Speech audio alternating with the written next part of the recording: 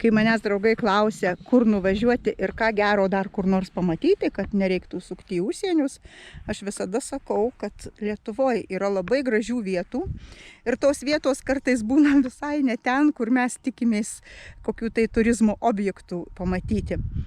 Esu šalia Kaltinių Rūtelių kaime ir sutinka mus Laimutė, kuri yra įkūrusi gėliūkį. Nežinau, kas tas gėliūkis. Man tai atrodo toks valiukiškas berniukštis, su kuriuo visiems turėtų būti labai smagu. Bet Laimutės prašysiu papasakoti ir mes tada kartu paeisim pažiūrėti jos gėlynų, kurie užima kiek? Visas plotas yra apie 2 hektarus, bet dar ne viskas įgyvendinta. Taip, Laimutė, tai veskite mus į savo... Kas yra gėliūkis? Kas yra gėliūkis? Kas yra gėliūkis? Aš kai pradėjau galvoti apie tai, kad aš noriu sukurti gėlių ūkį, vietą, kurioje žmonėms ateiti būtų smagu ir rastų daug gėlių, pradėjau galvoti, kaip tai reikėtų pavadinti. Aišku, kas gėlės, gėlių ūkis, taip. Toks labai rimtas dalykas, ūkis. Čia kaip ir ūkis, bet man norėjusi to linksmumo tokio ir aš galvoju, reikia vieno žodžio. Ir aš paėmiau ir sujungiau gėlių ūkis, gėliūkis, galvoju, tos 2 ū į vieną labai puikiai tampa, susijungia, ar ne? Taip. Ir man tas gėliūkis, ir jis man taip suskambėjo širdį, ir viskas, ir taip patapo, gėliūkis, eini ir linksma gėlių ūkis kartu. Kam visą tai? Dėl smagumo, dėl pardavimo, ūkis, vis tiek tai, kad ir gėlių, bet ūkis, ar ne? Bet čia tiesiog, čia tiesiog širdis atsigauna, kai žiūri į tas tolumas, į laukus, kurių mes, matome tik pro automobilio langus, ar ne? Taip.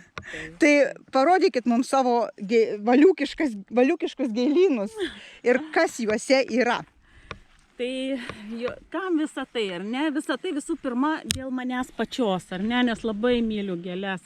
Ir vizija, kaip kažkada ir sakiau, ar ne? Aš noriu, kad mūsų moterys namuose turėtų daug gėlių. Mintis tokia, ar ne? Prisiskyniau klėbį gėlių, parnešiau, pasimerkiau ir tau namuose visada spalva, kvapas. Aš tai tokią viziją matau, man tai asocijuojasi su moterim, tai su švelnumu, su spalvom, tai yra grožis, tai dėl to visų pirma prasidėjo. O norint, kad tai būtų, tai reiškia reikia daug gėlių. Tai atėjo pirmieji jurginai, nuo ko viskas ir prasidėjo, tai pradėjau auginti daug jurginų, įvairiausių spalvų, šiaip turėjau apie 50 rūšių. Tai šiais metais dalis, kaip matau, neišaugo, neišdygo, ar ne? Dar ne visi pražydo. Dar ne visi, bet aš jau matau, kad jau turėsim, kaip sakoma. O tada pasipylė visos kitos gėlės. Ir dabar aš savo gėlynus plečiu ir man norisi jų vis daugiau. Norisi, kad žmonės atėję į šitą visą erdvę rastų natūralių, tokių paprastų gėlynų, rastų spalvų, kvapų, tiesiog norėtų pasėdėti, pabūti, pasimėgauti čia, tiesiog pasimėgauti tą erdvę, tą ramybę, tomis spalvomis ir žinoma atrasti savo gėlių, kurias norėtų turėti pas save. Laimutė, o tai jau kviečiate tuos žmonės į svečius? Žinoma, visada kviečiu, visiems sakau, ateikit pas mus, pabūkit tiesiog. O tai Rūtelių kaimas ar Rūtelių? Mes nuo senų senovės vadinam Rūtelės, Rūtelių kaimas.